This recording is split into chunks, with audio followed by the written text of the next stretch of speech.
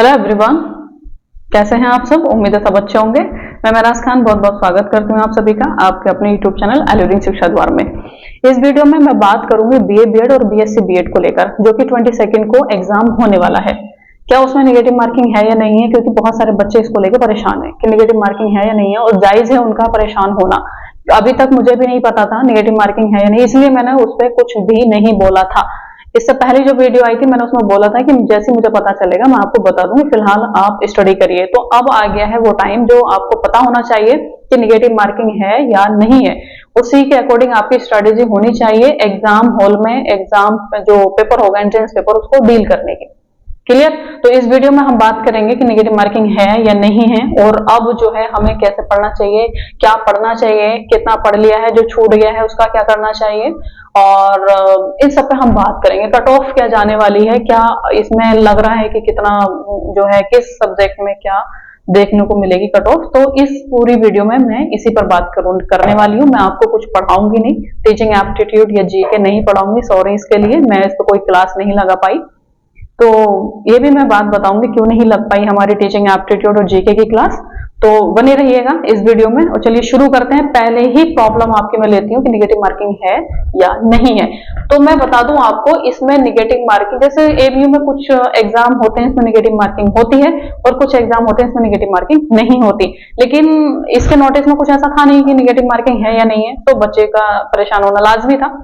तो मैं आपको बता दूं इसमें नेगेटिव मार्किंग है, ठीक है। इसमें नेगेटिव मार्किंग है, आप इसका ध्यान रखिएगा। सारे के सारे क्वेश्चन लगा के नहीं आने हैं आपको। पहला पॉइंट, आपको 100 क्वेश्चन लगा के नहीं आने, क्योंकि पता है आपको 100 क्वेश्चन नहीं आते होंगे। हाँ, रेयर केस में किसी को आ सकते हैं, तो उसके लिए ये नहीं है नेगेटिव मार्किंग, फिर तो वो सारे लगा के आए। लेकिन आपको लगता है कि आपके कुछ क्वेश्चन गलत होने का चांस है, तो आप नेगेटिव मार्किंग का ध्यान रखिएगा, क्वेश्चन ना लगाएं, आंसर। ठीक है, नेगेटिव मार्किंग है और कितना है 0.25 की, ठीक, या इसको हम बोलेंगे 1/4 नेगेटिव मार्किंग है। क्लियर हुआ, पहली प्रॉब्लम आपकी सॉल्व। अब क्या करना है आपको, अब ये करना है, क्योंकि जहां तक मैं समझ पा रही हूं कि इसकी कट ऑफ क्या जाएगी, फर्स्ट टाइम में एग्जाम होने वाला है, और जितने भी बच्चे मेरे कांटेक्ट में आए तो उनसे मुझे यही आइडिया लगा कि किसी की भी प्रिपरेशन 100% नहीं है। 100% क्या, 70% बच्चे की प्रिपरेशन नहीं है। अगर किसी बच्चे ने और एग्जाम दिया है, कोई कंपटीशन लेवल का एग्जाम दिया है, तो उसका वाकई में स्कोर अच्छा हो सकता है, जैसे इंग्लिश वगैरह उसकी अगर ऑलरेडी उसने स्ट्रॉन्ग कर रखी थी तब। लेकिन अगर स्पेशली कोई बच्चा इस एग्जाम के लिए पढ़ा है जिसने पहले से 12th किया है, इंग्लिश वगैरह उसकी अच्छी नहीं है, तो मैं नहीं मानूंगी कि उसका 70 क्रॉस होगा। तो इस जो एवरेज को अगर हम मान के चलें, तो उसका जो कट ऑफ जाने की उम्मीद है वो 60 to 65% रहने की उम्मीद है। ठीक, अब इंटरनल एक्सटर्नल की थोड़ा कम देखने को मिलेगी, एक्सटर्नल की थोड़ा इसमें ज्यादा देखने को मिल सकती है, 1-2% ऊपर नीचे हो सकता है, लेकिन एवरेज जो है वो 60 to 65% जाने की उम्मीद है।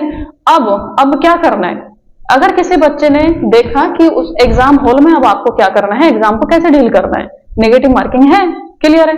तो जैसे 100 क्वेश्चन है, 100 क्वेश्चन में से जैसे आपको पता है कि टीचिंग एप्टीट्यूड की यूनिट है ना, टीचिंग एप्टीट्यूड इसमें आना है, और फिर आना है मतलब इंग्लिश। फिर क्या मतलब, ये नहीं है कि जैसे मैं बोल रही हूँ एग्जाम में वैसे देखने को मिलेगा कि पहले टीचिंग एप्टीट्यूड फिर इंग्लिश, ऐसा नहीं है। हो सकता है पहले इंग्लिश आ जाए फिर टीचिंग एप्टीट्यूड आए, ऐसा भी हो सकता है, ठीक है। फिर है रीजनिंग, और फिर है इसमें जीके बोलें या जीएस बोलें, जीके लिख देते हैं, और करंट अफेयर्स। क्लियर। ये अब हमने प्रिपरेशन कराने की कोशिश की रीजनिंग की और इंग्लिश की। हमने इस पे आपको वीडियो दी, जो इंपोर्टेंट टॉपिक को इसने कवर किया इन वीडियोस में, ठीक। जितना भी टाइम मिला उसमें हमने कराने की कोशिश की। तो जिन बच्चों ने ये वीडियो नहीं देखी है, सबसे पहले वो एग्जाम से पहले सारी वीडियो देख ले, क्योंकि एमयू को टारगेट करते हुए ही ये वीडियो दी गई है आपको, और इसमें कुछ ऐसा नहीं है कि फालतू रामायण आपको सुनाई गई हो। तो इसलिए अगर किसी बच्चे का कोई टॉपिक छूट गया है, इंग्लिश या रीजनिंग, तो वो कर ले। मैं देख रही हूँ कि इंग्लिश की वीडियोस पे व्यूज कम है, रीजनिंग पे ज्यादा है। ऐसा नहीं है इंग्लिश अच्छी नहीं पढ़ाई गई है, इंग्लिश भी अच्छी पढ़ाई गई है। आप लोगों ने क्या किया, उसमें कंटेंट ज्यादा है इसलिए आपने छोड़ दिया। तो आपके भलाई के लिए ही वो क्लास लगाई गई थी, आप बस मेरे कहने से ये करिए कि इंग्लिश जो आप छूट गई है किसी बच्चे की तो वो देख ले, अगर किसी बच्चे का इंग्लिश छूट गया है तो वो भी देख ले, ठीक है। फिर टीचिंग एप्टीट्यूड की हम बात करते हैं। तो टीचिंग एप्टीट्यूड मतलब ये मैं बता रही हूँ पहले कि आपको एग्जाम से पहले क्या करना है और फिर मैं आऊंगी कि एग्जाम हॉल में आपको क्या करना है, क्लियर। तो टीचिंग एप्टीट्यूड पे मेरे चैनल पे, मेरे ही चैनल पे मेरी 5 वीडियोस पे पड़ी हुई हैं। 5 लेक्चर मैंने लाइव लिए थे, जो मैंने बीएड नहीं, जो मैंने बीएड वालों को पढ़ाया था, बीएड वालों को मैंने लाइव पढ़ाया था चैनल पे, ठीक है। तो उसमें ये लेक्चर जो मिलेंगे, प्लेलिस्ट मिलेगी आपको ट्रिक्स एंड टिप्स के नाम से, tricks and tips teaching aptitude. और जब आप इन वीडियोस को देखेंगे तो मैंने इसमें कीवर्ड्स जो हैं वो पढ़ाए हैं। अब कीवर्ड्स आपको मिलेंगे इसमें 300 प्लस। तो आपको क्या करना है, अगर किसी बच्चे ने ये वीडियो नहीं देखी है, मोस्ट इंपोर्टेंट वीडियोस हैं ये, मोस्ट इंपोर्टेंट, तो आपको ये वीडियो देख लेनी है। 300 प्लस आपको इसमें कीवर्ड मिलेंगे, आपको उनकी लिस्टिंग कर लेनी है और उनको याद करने की कोशिश करनी है। आपको यहाँ पर मिलेंगे 300 वर्ड्स में कुछ मिलेंगे आपको निगेटिव वर्ड और कुछ मिलेंगे आपको पॉजिटिव वर्ड, क्लियर। आपका काम यह है कि इनकी सबकी लिस्टिंग करेंगे। अगर पॉजिटिव वर्ड हमें किसी ऑप्शन में मिलता है तो वो हमारा ऑप्शन होगा 99%, और अगर किसी ऑप्शन में हमारा नेगेटिव वर्ड आता है तो 99% वो हमारा ऑप्शन नहीं होगा, क्लियर। तो इसका ध्यान रखना। टीचिंग एप्टीट्यूड आपकी यहीं से कंप्लीट हो जानी है, बहुत टफ नहीं आएगा। जो बीएड में टीचिंग एप्टीट्यूड आता है उससे भी इसका लेवल थोड़ा इजी रहेगा, क्योंकि पता है 12th करके बच्चा आ रहा है तो उसका लेवल वो ऊपर नहीं पहुंचाएंगे, क्लियर है। फिर आपका आता है जीके और करंट अफेयर्स, या मैं इसको जीएस भी लिख सकती हूँ, जीएस है ना, जीएस बोलें इसको, जीके बोलें और करंट अफेयर्स। अब ये इतना बड़ा पोर्शन था, हालांकि मुझे इस पर प्रैक्टिस क्लास लगवानी थी, लेकिन अफसोस इस बात का है कि वो हमारे टीचर जो है थोड़ा बीमार पड़ गए और वो जीके की क्लास नहीं ले पाए। तो कोई नहीं, अब इसमें मेरा कोई गलती नहीं रही है, कोशिश मैंने पूरी की लेकिन वो नहीं लग पाई। मेरा इरादा था 20 to 50 क्वेश्चन प्रैक्टिस कराने का, आज भी मैंने कोशिश की प्रैक्टिस क्लास लगवाने की, लेकिन वो नहीं लग पाई। तो कोई नहीं, आपको क्या करना है, अब जीके और जीएस और करंट अफेयर्स इसमें बच्चा अब नहीं पढ़ना है आपको। जितना आपने पढ़ लिया, जहां से भी आपने पढ़ लिया, इनफ है। बस आपको क्या करना है, रिवीजन करना है। जो आपने पढ़ लिया है उसको रिवीजन करिए। एग्जाम मतलब 21 अक्टूबर मतलब कल तक आपको क्या करना है, आराम से आपको रिवीजन करना है। एक दिन है आपके पास, परसों आपका एग्जाम है, ठीक है। अब ज्यादा परचेस करने की कोशिश ना करें। कुछ बच्चे नोट्स के लिए भी मैंने इसलिए मना किया कि बच्चा न्यू पढ़ने के चक्कर में पुराना भूल जाएगा।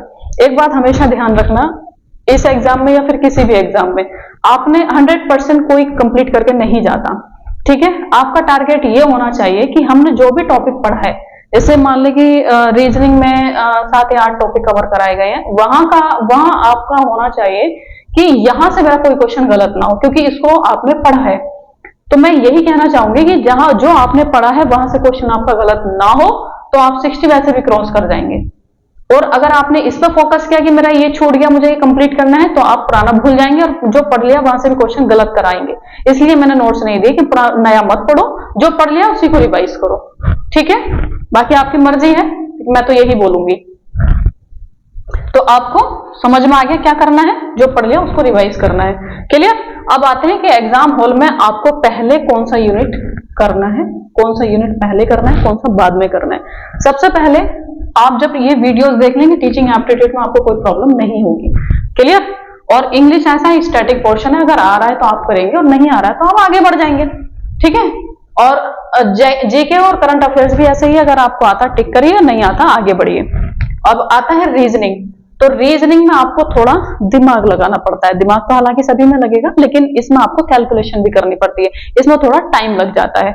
इसलिए आपको जो रीजनिंग है वो सबसे लास्ट में करनी है, भले ही आपकी रीजनिंग पे कितनी भी कमांड क्यों ना हो। बच्चे क्या करते हैं यहाँ पर रीजनिंग में, अगर वो किसी टॉपिक को बहुत अच्छे से पढ़ के जाते हैं, तो अगर वहां से क्वेश्चन कुछ उनका टफ लगता है और उनसे वो क्वेश्चन सॉल्व नहीं होता, तो वो ईगो पे ले लेते हैं कि ऐसे कैसे मेरे से ये क्वेश्चन नहीं हो रहा है, और वो क्वेश्चन सॉल्व करने में लग जाते हैं। पता चलता है कि उन्होंने 5-6 मिनट एक ही क्वेश्चन को सॉल्व करने में लगा दिया, या आपके पास टाइम इतना नहीं है कि एक एक क्वेश्चन को 5-5, 6-6 मिनट दिया जाए। हाँ, लास्ट में जब आप ये तीनों यूनिट कर लें, टीचिंग एप्टीट्यूड, इंग्लिश और जीके, तब आप रीजनिंग पे आइएगा और रीजनिंग को आराम से सॉल्व करिएगा टाइम के हिसाब से, क्लियर। तो आपको रीजनिंग क्या करनी है, लास्ट में सॉल्व करनी है। टीचिंग एप्टीट्यूड आप सबसे पहले कर सकते हैं क्योंकि ये कंसेप्चुअल है, कंसेप्ट अगर आपका क्लियर है तो आपका टीचिंग एप्टीट्यूड इजीली हो जाएगा, बहुत ज्यादा आपको इसमें सोचना नहीं पड़ेगा। फिर आप इंग्लिश पा सकते हैं, जीके जीएस पा सकते हैं। हाँ, 100 के 100 क्वेश्चन मत लगाइएगा। अगर आपका लग रहा है कि आपको पेपर लगाने के बाद आपको आइडिया हो जाएगा कि हाँ मेरा इतना स्कोर हो रहा है, अगर आप 60 के आसपास हैं या 60 क्रॉस कर गए हैं तो आपको जो है रिस्क ना लें कि सारे क्वेश्चन को लगाने का, या 20-25 क्वेश्चन भी अपनी तरफ से मत लगाइएगा जिसमें आप श्योर नहीं है तो उसके टिक मत लगाइएगा। हाँ, अगर आपको लगता है कि 30 या 35 हो रहा है या 40 हो रहा है तो आप तो वैसे भी मतलब नहीं होगा, तो इसलिए आप फिर चाहें लगा सकते हैं। लेकिन जो बच्चा 60 क्रॉस कराए वो थोड़ा सोच समझ के बाकी क्वेश्चन को लगाए। क्लियर। और एक चीज और है इसमें, अगर मान लें कि 4 ऑप्शन है ABCD, है ना, 4 ऑप्शन आएंगे, इसमें आपको लग रहा है कि A तो बिल्कुल नहीं होगा, D भी बिल्कुल नहीं होगा, मतलब मैं बता रही हूँ, एग्जांपल दे रही हूँ, इसमें चाहे B भी हो सकता है, C भी हो सकता है। मान लो, मतलब कहने का मतलब यह है कि 4 ऑप्शन में से आपको अगर लगता है कि 2 तो बिल्कुल ही नहीं होंगे, मैं श्योर हूं कि 2 नहीं होंगे, तो फिर 2 बचते हैं आपके पास, B और C। इसमें आप रिस्क ले सकते हैं, टिक लगा सकते हैं किसी एक पे। वो 50-50% है, 50-50% चांस है कि आपका वो सही भी हो सकता है, गलत भी हो सकता है, लेकिन यहाँ पर 50-50 है। अगर आपको चारों ही ऑप्शन नहीं आते तो आपके पास 50-50 चांस नहीं है, फिर 25% चांस है कि सही भी हो सकता है, गलत भी हो सकता है। इसलिए बहुत सोच समझ के ये काम करिएगा और फिर उसके बाद में जो है इस तरह से आप डील करिएगा एग्जाम में। इंशाल्लाह आपका अच्छा स्कोर होगा और दुआ है हमारी और उम्मीद भी है कि आप इंशाल्लाह क्वालिफाई करेंगे, सिलेक्शन लेंगे। ठीक है। और बाकी इस वीडियो में मुझे यही बताना था, परेशान ना हो, जितना हमसे हो सका हमने देने की कोशिश की आपको।